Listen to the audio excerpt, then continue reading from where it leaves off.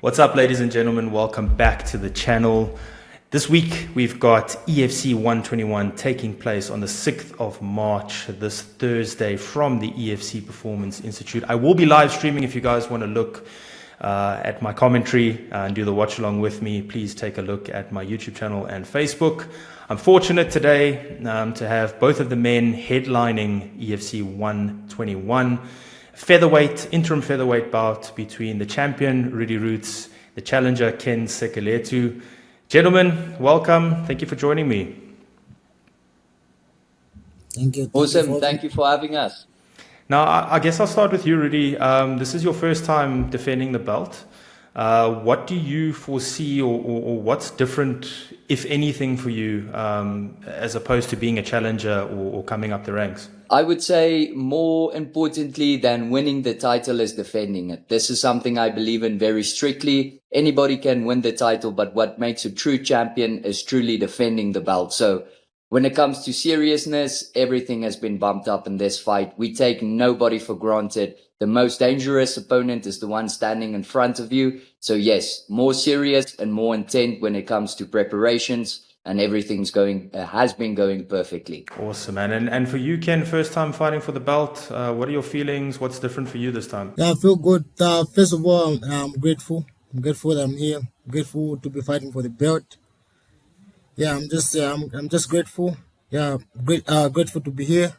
Yeah, I take nothing for granted. Yeah, so yeah, now I've been training and now I'm ready to go, ready for this opportunity. Yeah, let's go. I want to, I guess, now that you guys are sort of, albeit virtually, you guys are here with each other. I'd like to ask each of you, your feelings for this fight, with your opponent specifically. So we'll stay with you, Ken, for a second. What are your thoughts on Roedie? What are your thoughts for this fight? What makes him dangerous? And where do you look to win this fight? Looking at this fight, looking at my opponent, looking at Roedie. Yeah, he's a very good fighter, very good wrestler. Yeah, he's got very good pressure. Yeah, he has fought. Yeah, he has some international fights. He went to tough. Yeah, he has fought for the EFC. Wow, he has fought some good guys. Yeah, he's a tough fighter, good fighter. Yeah, but hey, also me, I've been training. I've been winning fights. I'm not here just by a fluke. Yeah, I'm here because I'm supposed to be here. So yeah. I'm ready, and my feeling for this fight is just I'm grateful. Yeah, I'm ready to go, ready to fight. And for you, Roedie, what are your thoughts on this fight and Ken as an opponent, and sort of obviously, again, without giving too much away, how do you think this fight goes? Well, to start off, Ken deserves his shot. He came through the division and he did what he needed to do to get the shot. So I give him that. He's a worthy opponent. And like I said in the embedded as well, I think this is going to be a fireworks of a fight. I always say, I never look past any opponent, and we see what he can do in each and every category that he fights in. And me, myself, I am ready for him. We know what we have done in the preparations leading up to this fight. So I see a worthy challenger. I see a worthy opponent. And come 6th of March, I'm willing to showcase it all again. Now, this is, so to say, guts and glory versus Zambia round 2. We obviously saw Humphrey Malenga and Iga Kabesa in round 1 per se. Ken, for you now, this is a second chance for Zambia to have a champion in the EFC. What do you think you need to do differently to walk away with your hand raised? First of all, it means a lot for me to be EFC champion for my country. Yeah, so me going towards this fight, I'm just going to make sure I'm on my A game, make sure I'm ready, make sure I'm comfortable. I don't have to put pressure on myself. I know I've got all the skills, so there's no need to put pressure on myself. I just need to be ready, and come match 6th, and I'll be ready. Roedie, I want to go to your last fight for a second. It was your first time fighting 5 rounds. What did you learn about yourself in that fight? Because there was a little bit of adversity in some of the rounds, but you ultimately came out strong and had a dominant finish to the fight, and won the fight. For me, But there was a little bit of adversity. What did you learn in that fight about yourself? So yeah, in my first professional 5 round fight, I have fought 5 rounds as a pro-am before. And yes, a little bit of adversity, like in each and every fight, there's a little bit of adversity, no excuses, not making anything up, have to dig through the hard times as well. You know what, leading up to the fight, not best of circumstances, but you work that through. And I feel maturity, I have gained a lot out of that fight. I've learned to analyze a bit better and to plan out a bit better. And that's something me and my team have been working on extremely hard. It's just planning and preparation. And I know for a fact that's going to play well into my hand in this fight. Irregardless if the fight goes 5 rounds or it doesn't, I'm ready for it. And I've learned a lot. And experience counts a lot. And that's where I think I also have the advantage leading up to this fight. Most definitely. And I think, I was there live to watch the fight. And I just every time you just kept going forward, I just kept saying that's why his nickname is Relentless, because even in that adversity, any type of feeling tired, I know you said, mate, you had a bit of an adrenaline dump, but even so, you still kept going forward, you still kept pushing, and really just reiterated the nickname Relentless.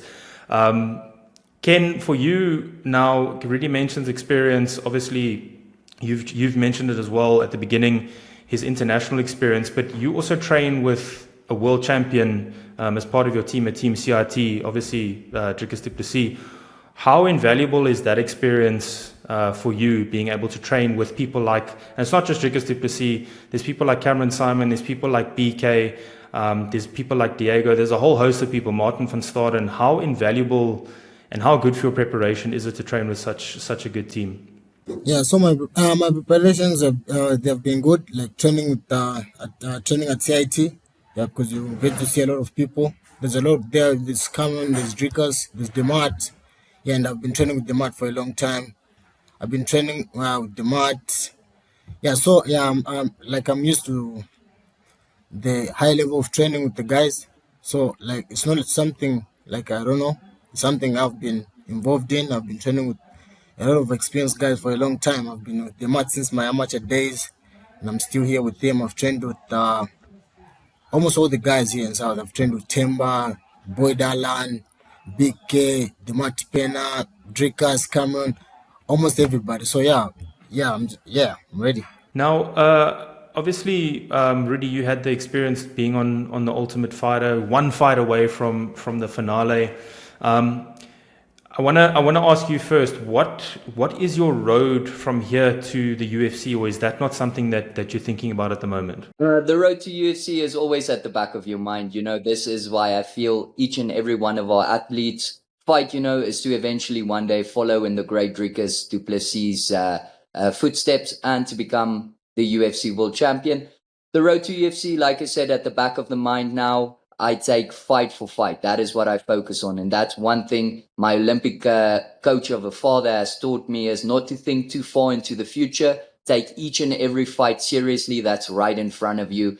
And the more you knock on the door, the more you get closer to the UFC. So for me, getting to the semi-final, having that exposure already, my name being out there, means that I'm in the mix. I know I'm super close. I know if I stamp my authority on the next fight, the fight after, the UFC is going to be close. It's something that I keep in heart and keep in mind. It's something that puts fuel to the fire each and every fight that I fight. That is what you said, that relentless mentality comes in. Because when you know you're very close to that door, each and every fight counts. So this fight, super serious for us, super serious preparation, refocused, revitalized, worked on our mistakes that we've made in the past, and ready to come and execute. And for you, Ken, road to the UFC, I mean, let's say a victory over Roedie, if all goes well for you, does that put you, do you think that does enough for now for you to look at a push towards the UFC? Or do you think that there'd be still a little bit more for you to do before that push comes? Like for me right now, I'm undefeated. Yeah, so winning this belt will mean a lot to me. Winning this belt will push me as well, will open up doors for me. Yeah, so winning this belt is a road for me. Road to UFC, road to Dana White Contender Series. because I'll be 7-0 after this fight. I know I'm winning. Of course, I know I'm winning. Be 7-0. Looking forward to going to the UFC, and with the belt, that's the ticket. Once you win the belt, you defend this once, maybe twice. Yeah, maybe you can get a chance, go to the UFC or go to Dana White Contender Series. But having the belt, that's the key, that's the road. That's why this fight is very important for me. Because I know I'm fighting for the belts, I'm fighting for my name, for more experience. I know what's at stake. Yeah. Tell me, Ken, if with a win here, what would it mean for the country of Zambia to have a world champion in MMA? To mean a lot. Because How big would it be back home? to mean a lot in Zambia. Because we're making history as the first champion in Zambian history. That's why this fight it's important for me. I know my country will be behind me. All my country will be supporting me when I'm fighting. So I know, it's my time. Let's go. And tell me, obviously, Roedie, you said you don't look past any opponents. You have sort of addressed it already, but Ayanda Zwane had quite a bit to say about you. Have you've addressed it now, as we mentioned on EFC? But do you think, obviously, all going well in this fight, and he ends up beating Billy Oosthuizen, which is not an easy fight, by the way. That's going to be, I mean, that in itself, I think, could be a number one contender fight. But do you see it as, if he, with the win there, getting a shot at the belt for Ayanda? Well, first of all, that is not my space to make decisions on who gets title shots. That's the work of Ashley and Graham. I leave it into their hands. And for me, it's a bit disrespectful. They look over Ken. Ken is next in line. That's who I face now. He's facing Billy now. You can't just jump the line and make your shots like how you want to. You got to first beat the best. So, in my opinion, like I said, I shrugged it off because you know what? The most dangerous opponent, as I said, is the one in front of you. My focus is on Ken right now. My focus is on nobody else. So that's something I rub off. I know Billy, he's a fighter. So like you said, Billy is going to be a tough challenge. But like I said, it's not in my hands. It's in the hands of Ashley and it's in the hands of Graham. I do not make decisions. I fight who they tell me to fight. Just lastly, guys, obviously there's a lot of respect between the two of you. You guys are gonna have the press conference on Monday, I believe. So, any final words, either to each other or just to everybody at home, before you guys see each other face to face? I guess I'll start with the champ.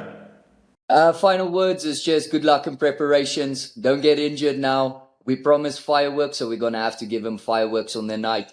I thank him for the respect. Thank you for being respectful towards myself and towards my team. That's something I appreciate a lot because I believe we are gladiators, but respect comes before anything else. Come March 6th, the respect won't be that much in the cage. Then we make war. So best of luck.